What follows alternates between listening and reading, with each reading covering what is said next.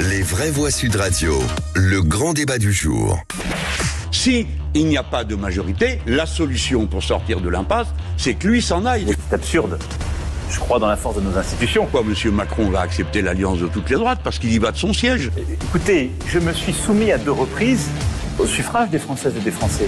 Alors j'entends tout ce qu'on dit sur ma pomme. On le disait il y a 2 ans. Il se trouve que je fais des élections.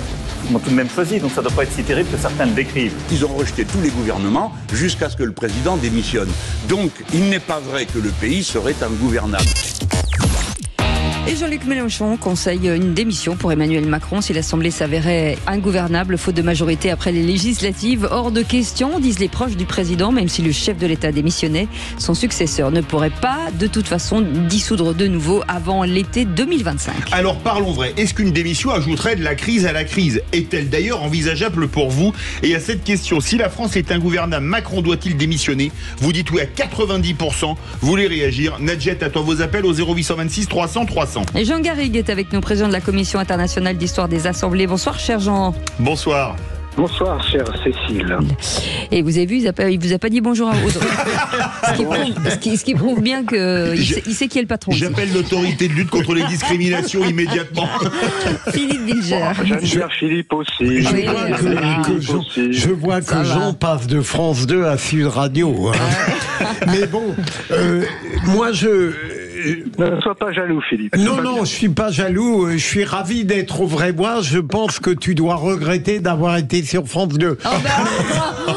C'est règlement de compte en direct. Non, mais je plaisante, bien sûr. Et surtout qu'il a été remarquable. Oui. Mais pour répondre à la question de Sud Radio, moi je ne crois pas, malgré la volonté majoritaire des auditeurs de faire démissionner le président Macron, je ne crois pas que la solution puisse être celle-là. On a dit, et Jean le Premier et d'autres avec lui, que la constitution de la Ve République était tout à fait utile, adaptable, qu'elle peut affronter n'importe quelle crise et prévenir n'importe quelle crise. Et donc je suis persuadé que malgré le désir exprimé hier par Jean-Luc Mélenchon, à aucun moment le président ne sera contraint de démissionner, parce que même si l'Assemblée paraît superficiellement ingouvernable, il y aura toujours des remèdes politiques à ces blocages. René Chiche. C'est-à-dire qu'en fait, il faut déjà attendre les résultats définitifs de dimanche soir, parce que Emmanuel Macron va être confronté soit face à une majorité absolue. On n'est pas à l'abri de majorité absolue RN, voire même de gauche, on ne sait pas encore. Il y a quand même 16 millions d'abstentionnistes, on ne sait pas où ils vont voter tous ces gens-là. Donc, soit une majorité relative. Alors, moi, qui en plus, vous le savez, vote Macron, je pense que s'il a devant lui une majorité absolue, je pense que, malheureusement, qu'il sera contraint de démissionner. Parce que ça fera sa 2e gifle électorale en l'espace de 3 semaines, ce qui est quand même énorme. C'est le contraire. Il sera complètement démonétisé. Tant au plan intérieur que même, imaginez au niveau international, un président qui a été déjà battu aux européennes, qui aurait reçu une autre gifle avec une majorité absolue contre lui aux législatives.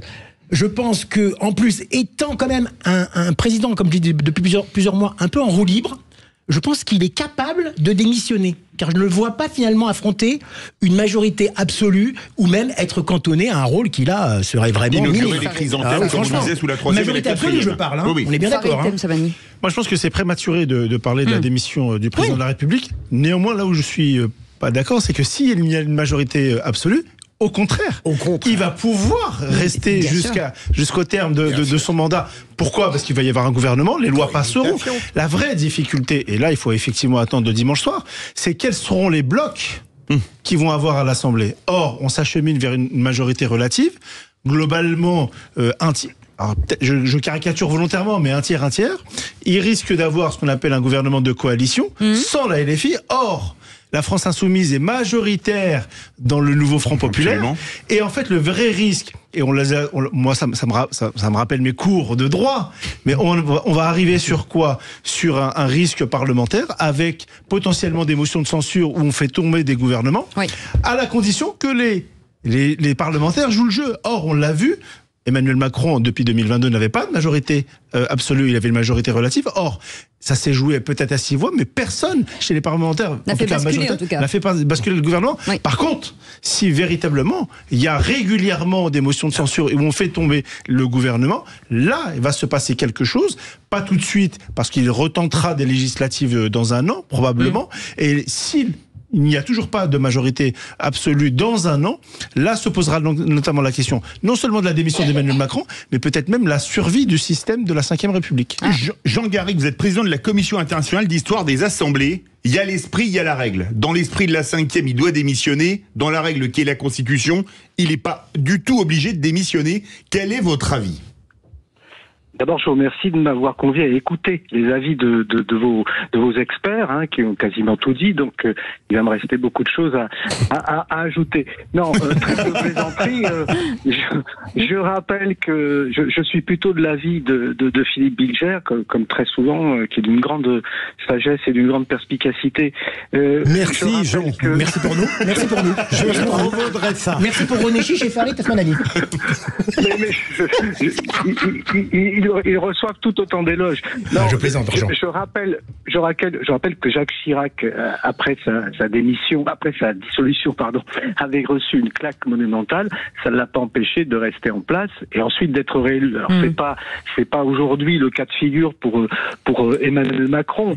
Toute la question, ça va être de savoir s'il va jusqu'au bout de ce hubris gaulienne, c'est-à-dire qu'il considère que, à l'instar du général de Gaulle, lorsque la confiance du peuple n'est plus là, il faut démissionner, ou si au contraire, et je pense que c'est la deuxième solution qui va rester, il évite quand même ce déshonneur ultime d'avoir été celui qui précisément va fuir devant la confrontation, soit avec la majorité absolue, soit avec une chambre difficilement gouvernable. Moi, je suis de ceux qui pensent que, et d'ailleurs c'est ce qui s'est passé depuis 2022, la chambre ne sera pas ingouvernable. Elle sera difficilement gouvernable. Il peut y avoir plusieurs cas de figure qui se présentent, gouvernement de provisoire, gouvernement de coalition qui suivra un gouvernement provisoire, gouvernement technicien, mais je pense que, comme le disait Philippe Bilger, nous avons une constitution qui est suffisamment ductile, suffisamment souple pour permettre qu'un président de la République, même désavoué, même minoritaire, puisse continuer à jouer sa partie face dans l'adversité. Donc je serais prêt à parier, et connaissant en plus le tempérament du personnage, je serais prêt à parier que ce sera difficile pour lui de laisser la place. Philippe Bilger qui se délecte de vos propos. Non, mon cher Jean, comme vous avez su parfaitement distinguer parmi les chroniqueurs,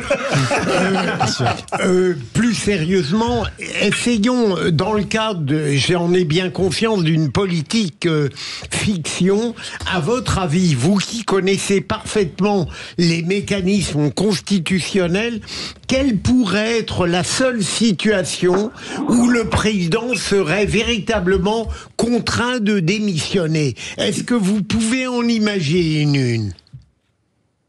Moi, j'en imagine difficilement une situation de ce type, parce que même au cas où des motions de censure se succéderaient pour renverser tel ou tel gouvernement, telle ou telle majorité, et je ne crois pas à des motions de censure qui rassembleraient la France insoumise et le Rassemblement national, le temps que la France insoumise va être elle-même divisée par la sécession de François Ruffin.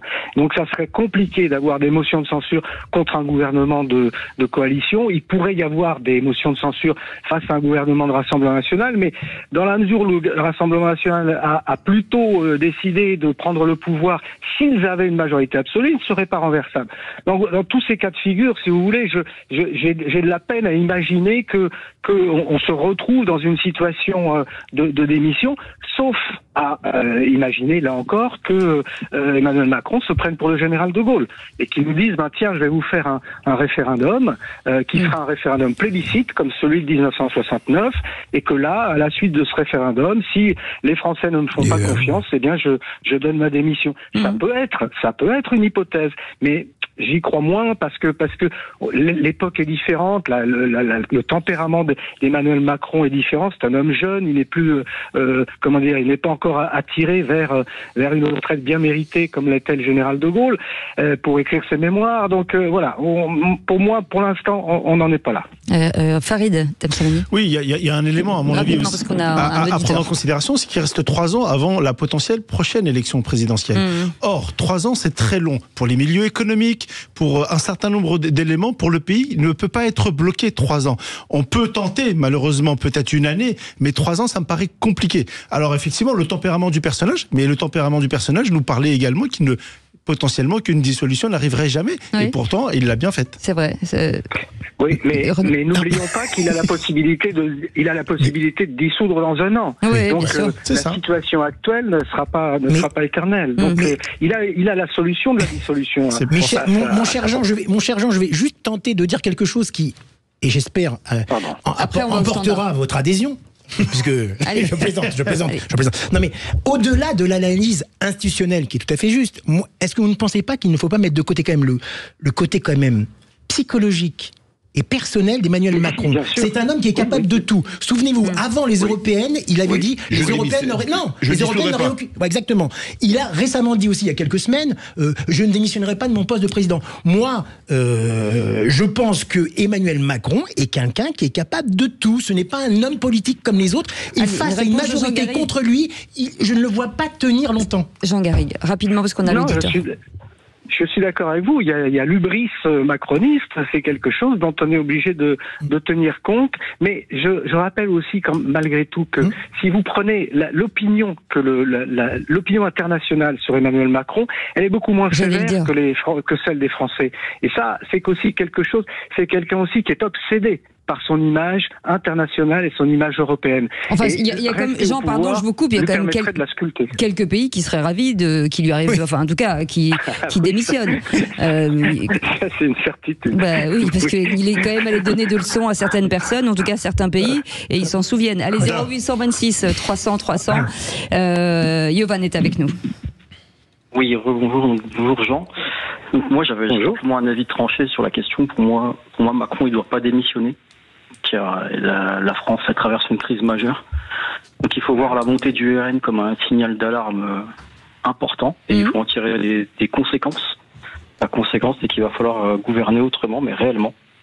Et prendre en compte réellement les difficultés qu'on a tous les jours. Et apprendre à gouverner avec d'autres avis et d'autres partis ensemble. Là, il a dit qu'on a enfin compris. C'est ce qu'a dit Gabriel Attal. Ça aussi, c'est pas du mépris, Jean Garrigue, de dire après tout ce temps, ça y est, on a compris maintenant. 7 ans pour comprendre, c'est un peu long, surtout quand pour certains ministres, leur intelligence c'était un handicap. Parce que c'est un bonapartiste qui, jusqu'au bout, a considéré de toute façon que sa parole était performative et que ceux qu'il pensait devaient façonner la vérité, devaient façonner le réel.